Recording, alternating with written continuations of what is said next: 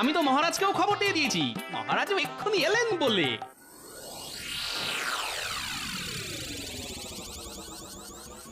কি গো, এতক্ষণে তো ভক্তের ঢল নেমে যাওয়ার কথা গো, কিন্তু কই এখনো তো তেমন কেউ এলো না। হ্যাঁ হ্যাঁ, আমিও তো তাই ভাবছি। না না, মনে হচ্ছে কোথাও কিছু একটা গন্ডগোল হয়েছে। গোলই হোক আর চৌকোই হোক, এখন এই বস্তাগুলোর কি হবে? ধুর, রাখো তো তোমার বস্তা। না না, মনে হচ্ছে ওই বেটে গোপালই কোনো কলকাঠি নেড়েছে। সবই যখন বুঝতে পারছো তখন এখানে বসে না থেকে একটু গতরটা নাড়িয়ে দেখো না, কোথায় কি হয়েছে। ঠিক বলেছ, আমি এক্ষুনি গিয়ে দেখি কৃষ্ণনগরে কোথায় কি হচ্ছে।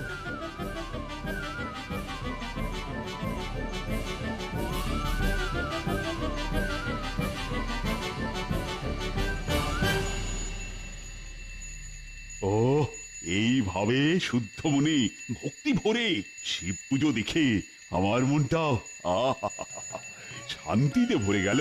হবেই তো মহারাজ, মনের শান্তিই তো আসল শান্তি। ভালোই হলো, হ্যাঁ ভালোই হলো।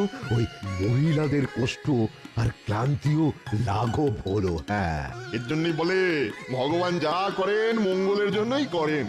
তবে মহারাজ, এখানেই কিন্তু একটা মন্দির বানাতে হবে। হ্যাঁ, হ্যাঁ হ্যাঁ, হবে হবে, সব হবে। এ কি, এখানে পুজো? না মানে এটা কেমন হলো? না হবার কি আছে মন্ত্রী মশাই, হলেই হয়। তা বলে কোথাও কিছু নেই, এই বেলতলায় শিব পুজো হয়? শিব ঠাকুর এখানে এলো কোথা থেকে শুনে? হ্যাঁ হ্যাঁ, তবে এই একটা প্রশ্ন কিন্তু আমার মনেও অনেকক্ষণ ধরে ঘুরপাক খাচ্ছে। না না, ঘুরছে যখন তখন না হয় থামিয়ে দেবার ব্যবস্থা করছি।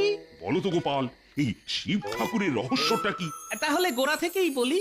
কাল যখন জানলাম ঘরে ঘরে মা বোনেরা ওই 2 ক্রোশ পথ হেঁটে জল ঢালতে যাবে কষ্ট করে, আর এটাও জানলাম যে মন্ত্রী মশাই ফাঁক তালে নিজের ট্যাঁকে ভরবেন সেই সুযোগে, তখনই কি হলো গোপাল? তখনই আমার মাথায় একটা বুদ্ধি খেলে যায়।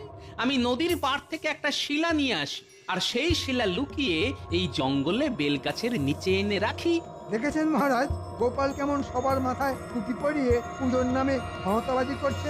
ভাওতা নয়, ভাওতা নয়, ঈশ্বর সর্বভূতে অবস্থিত, তাই দূরে যাওয়ার কোনো দরকার নেই।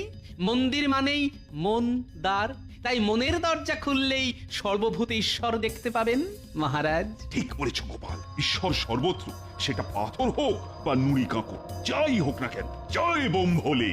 গোপালের বক্তব্য যথার্থ। আর আমি যখন বিশুদ্ধ উপাচারে এই শিলায় প্রাণ প্রতিষ্ঠা করেছি, তখন এখানে পুজো করতে কোনো দোষ নেই। জয় মহাদেবের জয়। এইখানেই এবার থেকে পুজো হবে, আমরা আর কেউ কোথাও যাব